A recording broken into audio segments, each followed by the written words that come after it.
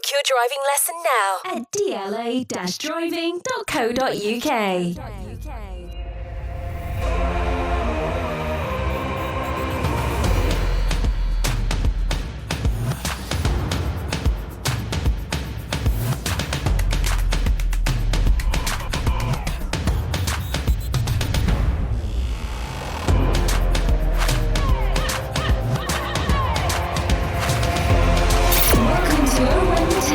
Sponsored by DLA Driving School. Hello and welcome to Oh When the Town. I'm Luke Gregory and here's what's coming up today. After an amazing 5-0 win in midweek, Luton couldn't follow that up with another 3 points and they're held 0-0 at home to Huddersfield. I guess it's a good point looking at it. We'll be discussing that today. Also, as it is going into another international break, we thought we'd have a look at the season so far. Who's been the best performing player? Which player have you maybe not been so impressed with or maybe expected a little bit more from? And what's your favourite goal of the season so far? Unfortunately tonight, Luke Bataro's not with us. It's just Dave and me getting you through the next 35 minutes or so. Dave, how are you, mate? Oh wait, there's your mic, sorry. Right, thank you. Just Dave, how dare you? Yeah, so how dare you? Bataro's... Is it COVID again? I don't know, he's texted me saying... I said, you back for podcast tonight, man? He said, not tonight, not feeling great. So, to be honest, I'm not feeling too great either right now. My heart bleeds for you both. It's not COVID, it's just coldy and, yeah, horrible. Okay. But maybe it's from being out in the rain all day on Saturday. Well, it was a long game, wasn't it? Miserable, wasn't it? It felt much, much longer than it actually was, wasn't it? Some 3-word reviews of Luton 0, Huddersfield 0. Harris says, that was boring. Dwayne says, really effing wet. DLA Driving, Dave, your company, said 5th clean sheet. Oh, that's good. Richard, poor playing conditions. JMO says point to point. Justin says point on board. Andy, Matty Pearson returns. Charlie says 90 minutes wasted. And Demon Eye says opposite of Wednesday. And it kind of was the opposite of Wednesday, weren't it? It was everything Wednesday wasn't. That's true. It was hard going being there, to be fair. It was a real slog at one point. I think we were the better team. Sadly, we didn't. Yeah. We didn't get. We didn't create enough chances, and we didn't convert any chances. So, I think it was boring. It's definitely boring. Coming off the 5-0 win against Coventry on Wednesday night, I guess everyone went into this game full of confidence, full of optimism that actually we could do Huddersfield here, and I guess they turned up with Matty Pearson. They were pretty solid. I don't think it's the stages they had like a back five or they were solid. It was just one of those games that you had to persevere, I think is the right word. I mean, 5-0 against Coventry. I mean, let's face it, the team were amazing. Especially a Coventry result on Saturday as well. Well, and up until we went to play Coventry, I wasn't bothered by them because I didn't even remember that they were that high up the table. And when you think of our performance that night, it was fantastic. So can you expect that 2 games running like to the same extent? Probably not. Huddersfield still doing well. Were they top 6, top 7? Yeah, I think they're still above us, weren't they? They were up there. And but they didn't look like they were a team above us at all. I think the disappointing thing was because we were so uplifted by the performance against Coventry, you wanted it to continue. And to be fair, odds on wasn't going to happen. No, which is a shame. Do you reckon the conditions? Richard said poor playing conditions. Look, I'm not going to sit here and say footballers can't play football in the rain, but it wasn't good conditions for the way we've been playing recently. You saw a goal against Coventry we scored where the ball's launched down the right-hand side, Cornick pulls it back, and I think it's Berry who pokes it in. The ball was, every direct long ball this weekend was just spinning out of play for a throw in or a goal kick. And when it's not raining and when it's not peeing down the rain all the time, we water the pitch. So, you can argue that all day long. I think we just lacked a bit of style at the end, really. I mean, did we create many open chances? I can't recall too many. I mean, definitely the best team, just a bit boring. Just a bit boring. It was one of them games that you probably thought after 15, 20 minutes, you could probably put money on that being a 0-0, couldn't you? It was just like... Oh, you've seen it so many times, haven't you? When you're watching Luton Town, you know that's going to happen. You know the sort of game where it's either going to be 0-0 or someone will cock up right at the last minute and then we lose. So... I think it was a really solid performance. It just lacked any exciting bits. It was just not. It was just a game. I think, did we cancel each other out in the end? I suppose it was just boring. Yeah, it was boring. Producer Jacob, when he does the notes for the games on our running order, which you can hear here, today they literally take up like a quarter of the page. Well, there's not it just much shows to how report. much didn't happen. There's not much report. Look, let's be fair. We've come off a very good game against Bournemouth, a very good game, and we should have come away with something against Bournemouth. We had a fantastic game against Coventry. Two top teams, first and third now, aren't they? Or first whenever they were when we played them, second and fourth or whatever. And then we've come up against a really organised Huddersfield team, and maybe it was just one game too many in that space of time.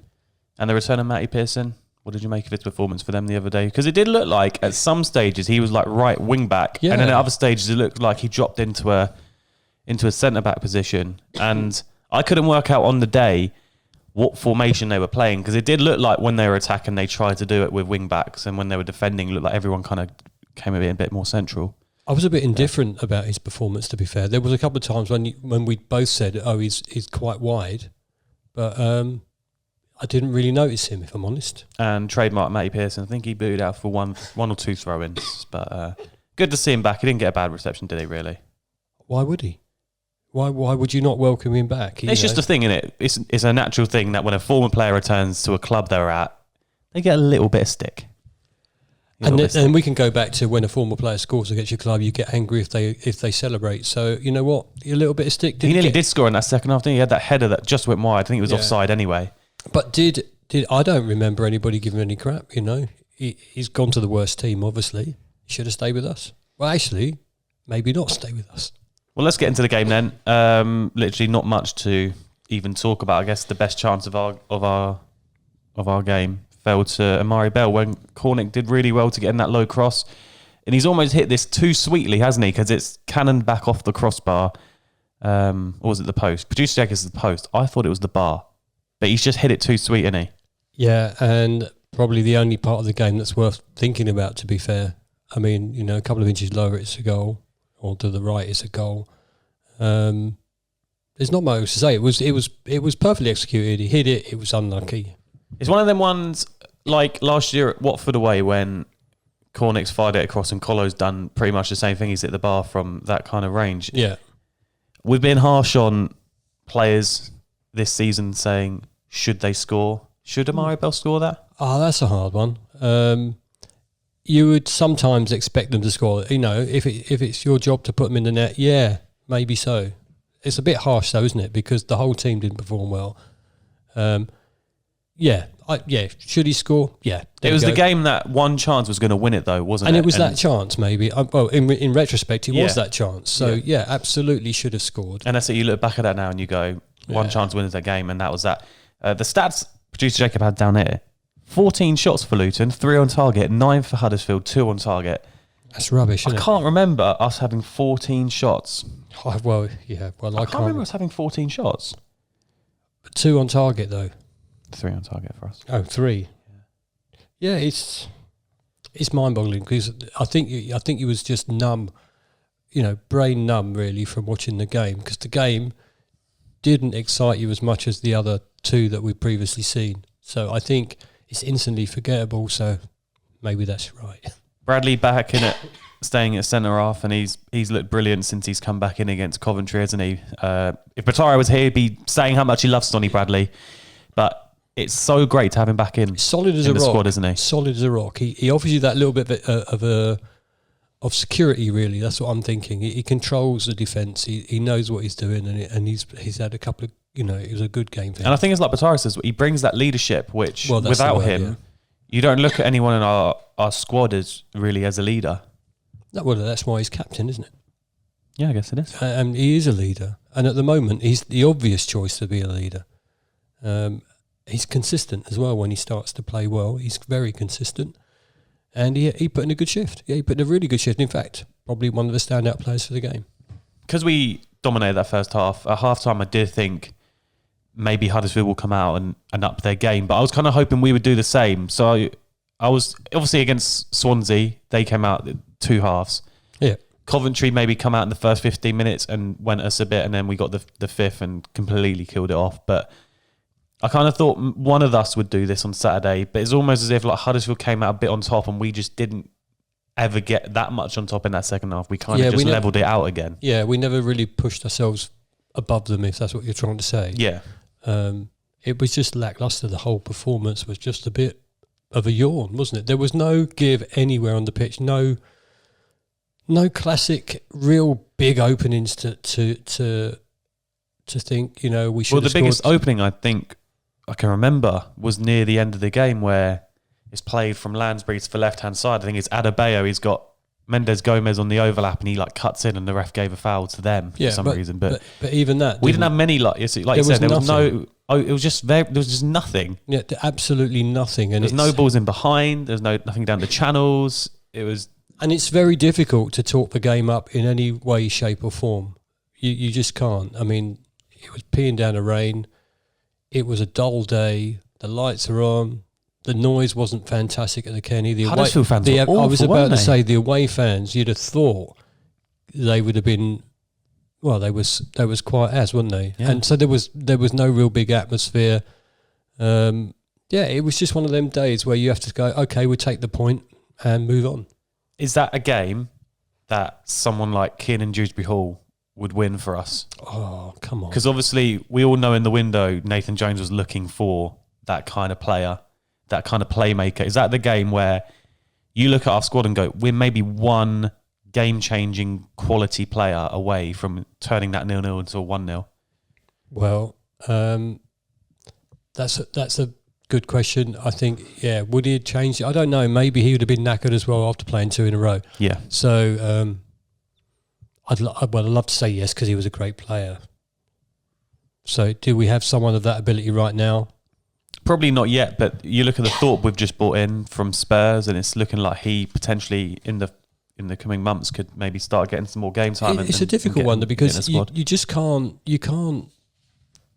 legislate for tiredness or whatever else. You know, I know we keep saying you could play more than one game in a week. Yeah, of course you can, but you know they've had 3 really tough top team games to come up against. So, you know, we weren't firing on all cylinders. Everybody would say that. I think the manager said it. You know, we have played better, but you've got to think of the bigger picture. 3 games in a row. You know, did anybody realistically think we'd get anything from Bournemouth? Probably not. Coventry, given the place they were, 3 points. Point against Huddersfield. You know, it's not a bad return, really. I think if you would have said 4 points from them 2 home games, I think we even said this on the podcast last week. How many points do we need from Coventry and Huddersfield? And I can't quite remember. Producer Jacob might have to go dig it up, but I think 4 was.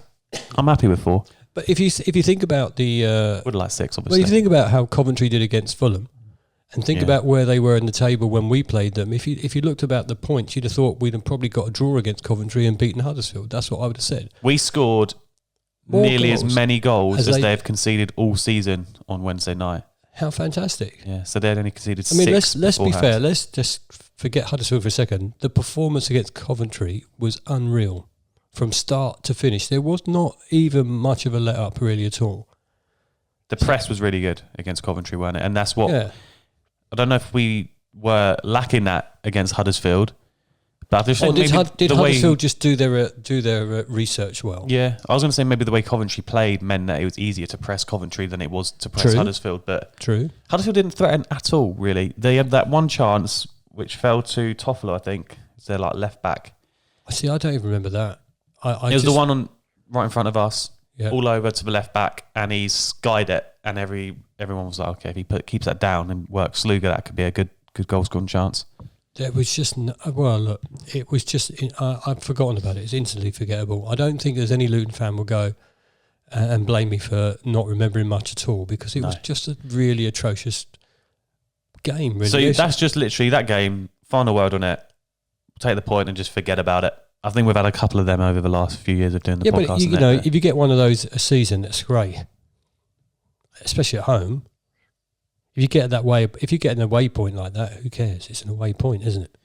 And I think the Luton News, tweeted the other day, Mike from Luton News tweeted, I don't know if it was a quote from Sonny that basically said, in our first year, in the Championship, it took us, we only got like 3 draws in 35 games. Or we didn't get like 1 draw in, I can't quite remember what the stat was.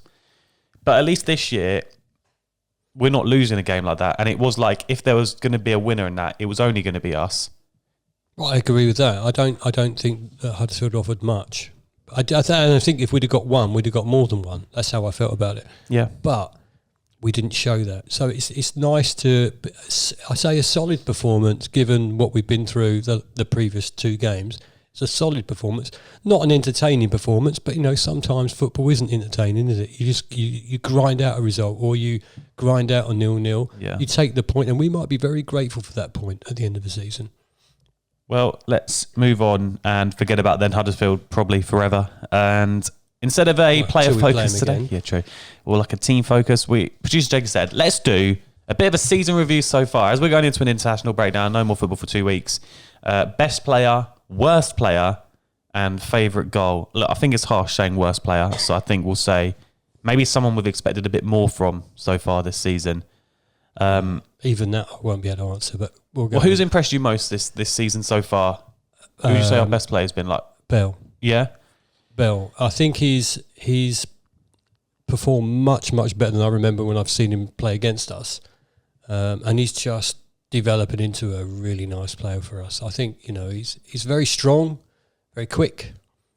Yeah, he provides a lot more than I expected, to be fair. So yeah, best player for me, Bell.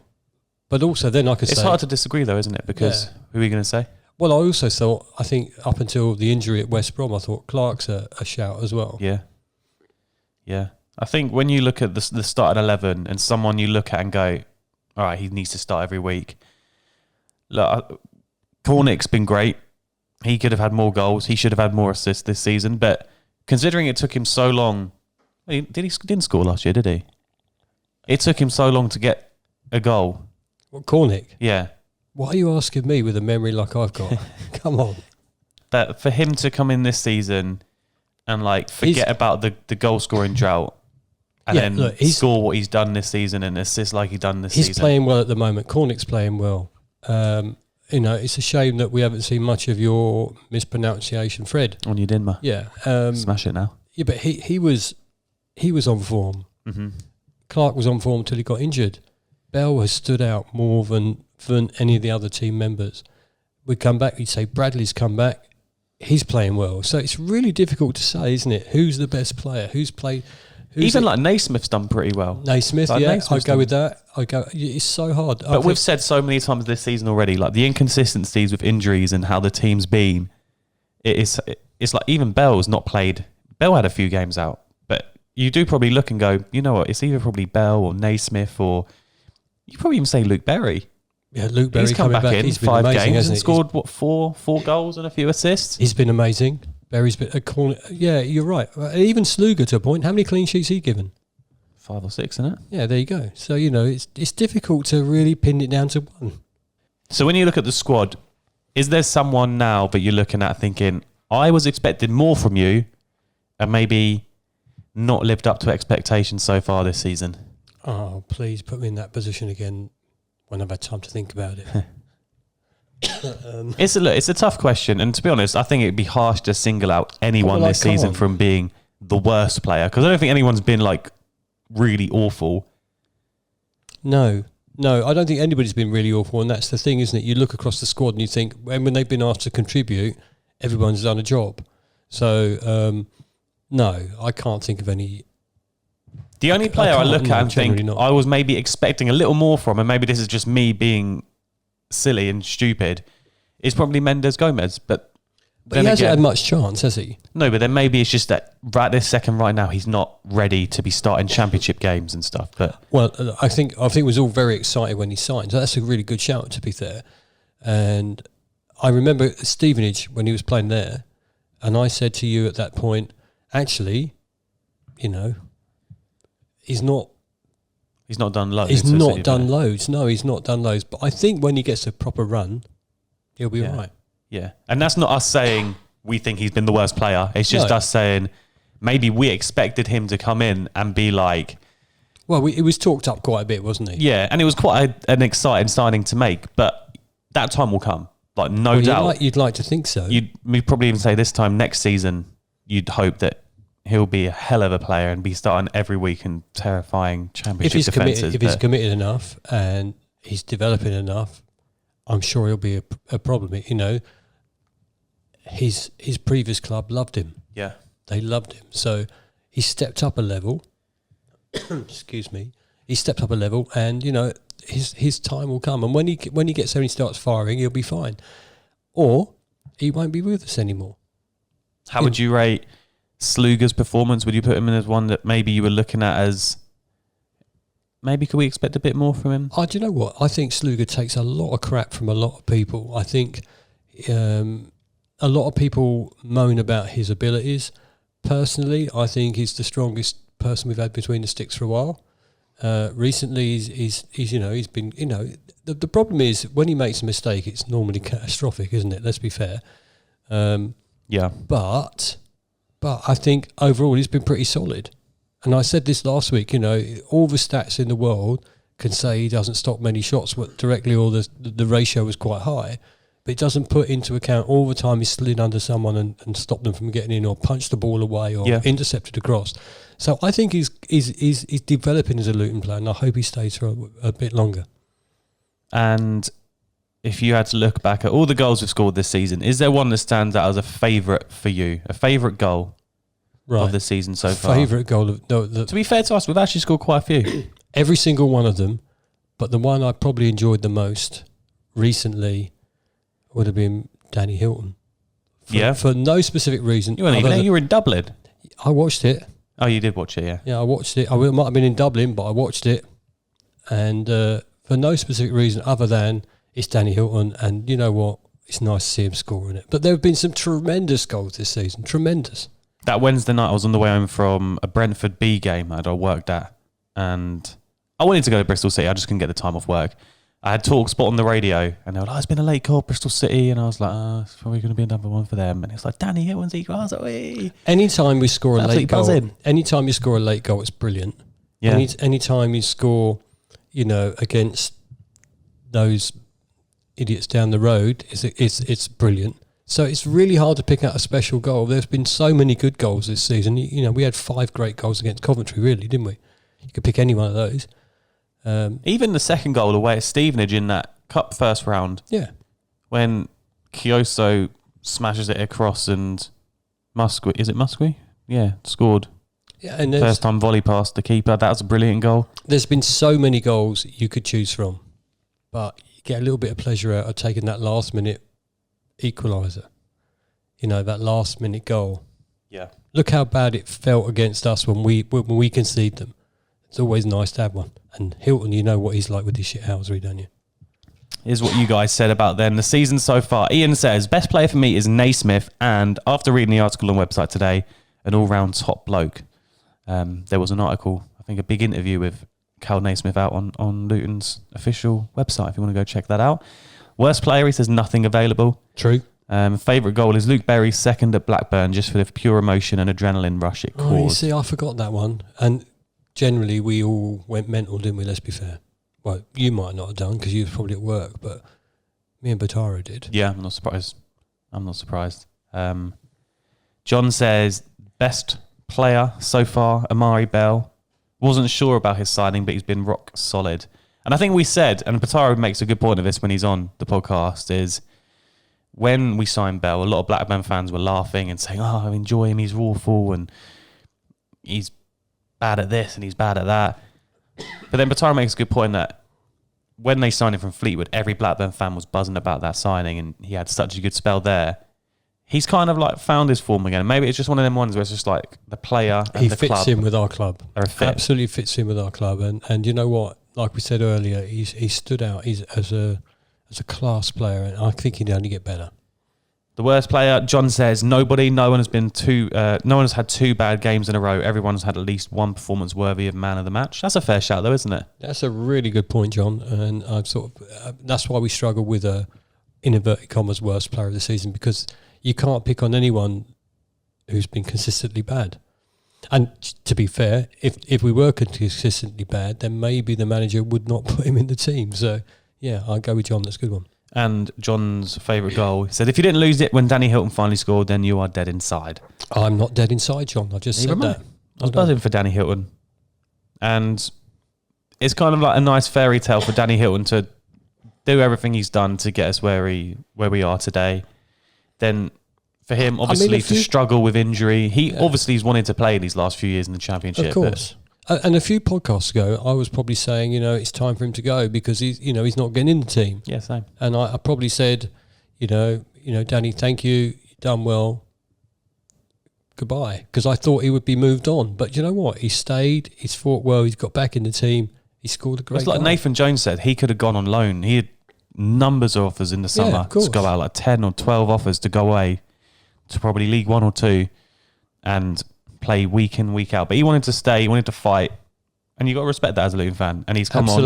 Absolutely. And he scored a really good goal. A very important goal as well. That's what I meant, an important goal for us, yeah.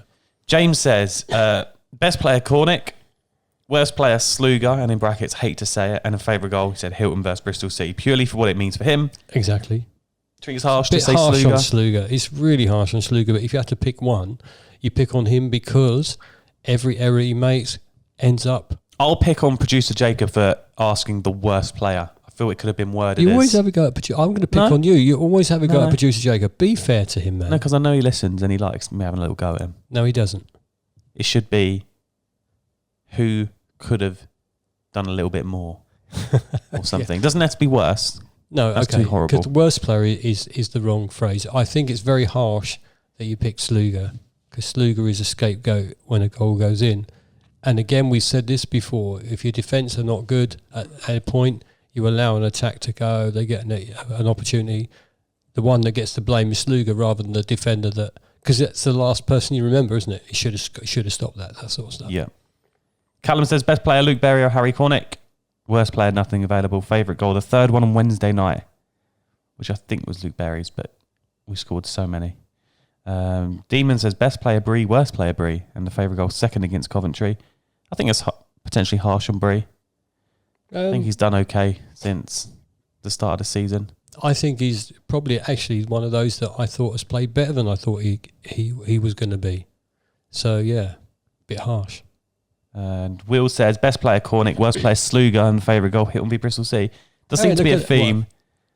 Well, because we all love Danny Hilton, but we love how he plays for Luton. He's a Luton player, isn't he? Your typical Luton centre forward that we've loved over many, many years. Not just this era, but previous eras as well. You've always got that one, Mickey Harford, that sort of person. Mm-hmm. And he knows how to wind people up. So it's great. And he plays the game well when he's on. So well done, Danny. So it's more than one of us that said that one. Yeah, I think a lot of love for the Coventry goals and the Danny Hilton equaliser. I just think now, going into an international break, and you look at the run of fixtures we have, Millwall, Derby, and then two more, which I've forgotten. You should have looked them up. Yeah, they were on the website earlier, actually. But you look at Millwall away as a game where they've been struggling. They only got their first win in like 6 or 7, I think, at Oakwell against Barnsley at the weekend. And for some reason, we never seem to do well at Millwall, do we? I was about to say, every well. time I go to the new Den, and I've been quite a lot to the new Den, I've never come away feeling really, really happy. Maybe had a couple of draws, a few defeats. I can't remember the last time I went there and we won. So maybe this is the time where we get there and we get a good result. But it's doable there, isn't it? It's doable there. You'd like to go and think you can give them a good game and maybe come away with something.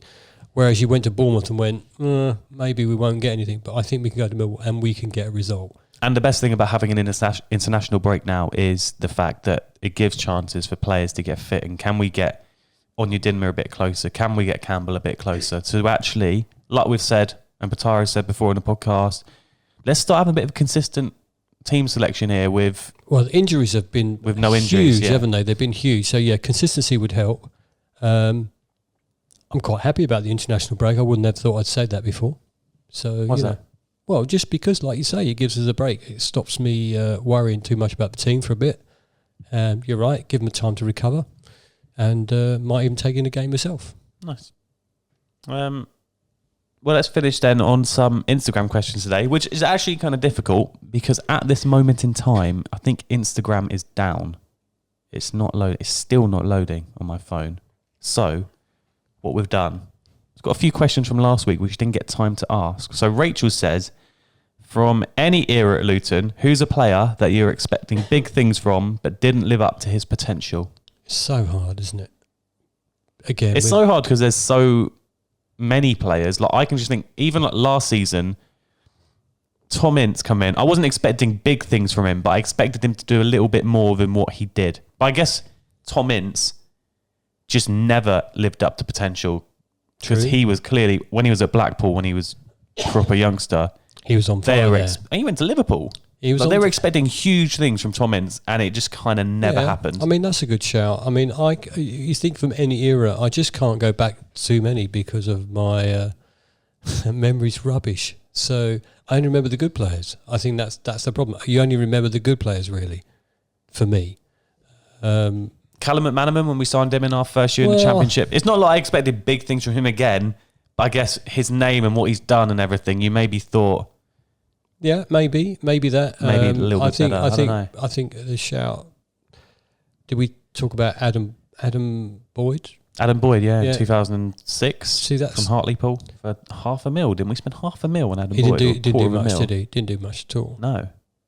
But he came to us with huge expectations of being a natural goal scorer, and I don't think he scored much at all. No, it's a tough question because I'd rather remember all the good players.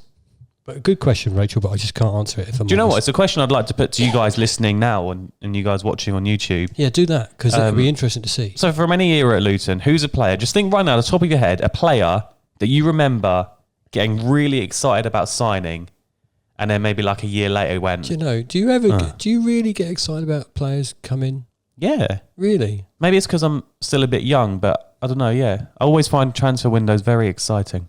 I hate transfer windows. Hate them.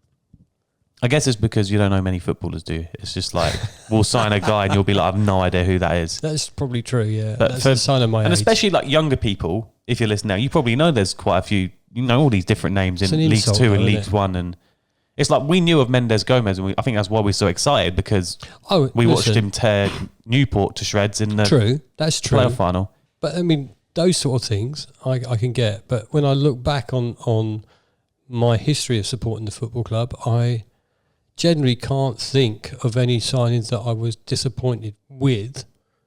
Off the top of my head, I really can't. I'll give it some thought. I'll tell you next week. Oh no, we're not doing it next week. Matthew Barnsheimer?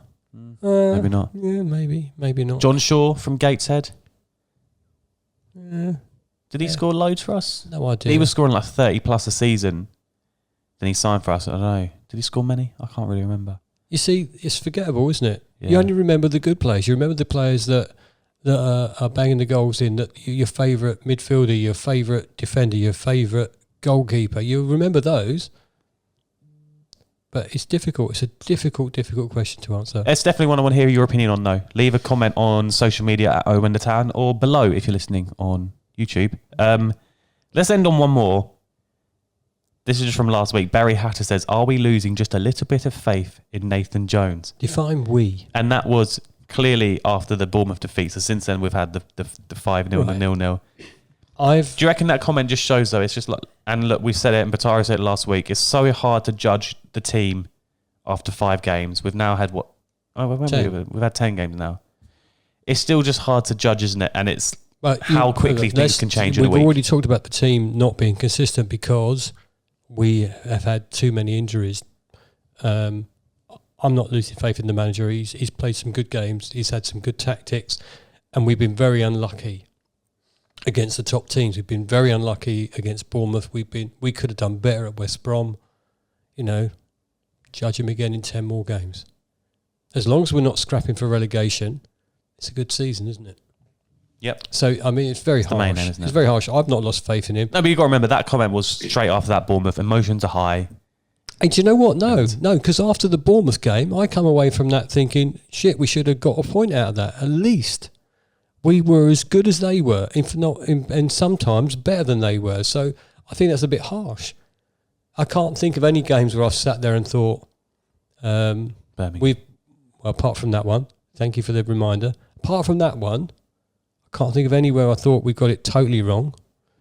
And so if that was off the back of the Bournemouth result, then no, it should have been totally the opposite. We took them. We should have done a better job there. Well, that's all we have time for today then, with no up-to-date Instagram questions because of Instagram being down. That's all we got time for. International break. That'll be fun. Break. It means we're not here next week, actually. And when do we? I think we find out next week if we win this award for the Football Content Awards. Do you know what? Whether we win it or not is not the problem. Thanks for everybody who's voted for us and everything else. But or was it Drunkcast if we win, wasn't it? Yeah, Drunkcast if we win. We'll get loads of callers on air as well. Yeah, it'd be nice. Drunkcast will win. I fingers crossed. But you're up against some good quality stuff and some big clubs. Well, thank you so much for listening. You can get us on YouTube if you have never watched us before. When the Town, just go search it on your YouTube, on your browser. And socials, when the Town, drop us a tweet. And enjoy your weekend without a Luton game. Maybe sit back and watch England and just relax and get ready for Millwall away. All right. Yeah, sorted. Millwall away. Are you coming? No, unfortunately I'm not. I'm going to have to work. Part-timer. Yeah, brilliant. All right, have a good weekend and we'll see you in a couple of weeks. Bye.